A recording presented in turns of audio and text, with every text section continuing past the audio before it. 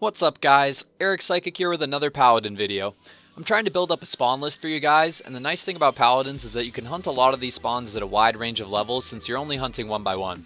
Anyways, today's spawn is known as Drefia Wyrms and is located very far west of Drefia.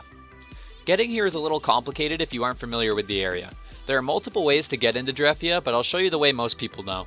Walk up the mountain and head west up a staircase, north across a bridge and down 3 holes, then up another staircase. Head down 3 staircases and some ruins to the west, north until you can go down a hole, and then far east until you reach a level door. You have to be level 60 to get through this door, which is why I made 60 the minimum level required for this spawn. Upstairs is the Medusa Shield quest. Make sure to do it if you've never done it before. It's a pretty easy 25k. There's also a couple gems on the altars in the center of the room. You can either clear this entire room, stealth ring through it, or just run through it, but it can be pretty dangerous if you aren't invisible, so be careful. Once you reach the east side, head down some stairs and you're in the spawn. What I like the most about this spawn is the fact that it's so far out of the way. The spawns with the longest walks are usually the most empty, at least on my server. It's also great profit. Between 3 hunts here, I averaged 25k per hunt, which has been the most profit out of every spawn I've hunted so far on my paladin.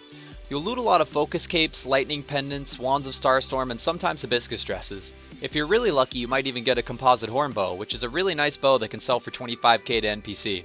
The experience rate in the spawn isn't half bad either. I got around 420k experience per hour here, which is pretty much the general amount across most places I hunt.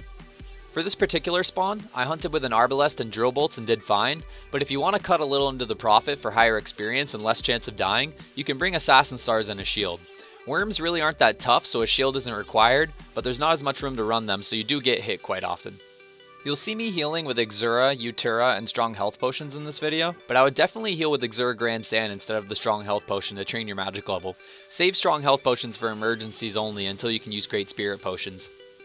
I carried around 150 small manas in this video because I'm cheap and wanted to make a little extra profit, but you can use strong manas if you prefer. I'll probably start carrying them so I don't have to spam my mana hotkey as much. If you do bring strong manas, you'll want around 100.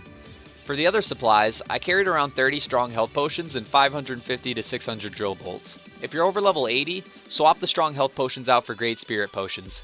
Capping all these supplies should last you around 30 minutes. So in this spawn, I pretty much ran around in a circle going up particular hills only. Most hills have only 2 worms upstairs, but some have 3. I avoided the hills with 3 because the hills with 2 worms were plenty enough to keep the spawn rate up. Don't head downstairs though, because you'll run into elder worms which hit pretty hard and come in large groups. Especially don't go down the staircase to the east because there's a single Grim Reaper in a very tiny room. One last tip for players on PvP worlds, since the spawn is far from town, I figured you'd really like to know a nearby protection zone. If you go back up the hole as if you're leaving the spawn, you can head southeast around a corner and there's a protection zone near a teleporter. Hopefully that saves you a death. Thanks for watching guys. The spawn is pretty simple, but it's one of the best I've come across so far, and I'll probably hunt here myself for a while until I learn of another good spawn so I can save up for a new bow. I can't wait. See you guys next time.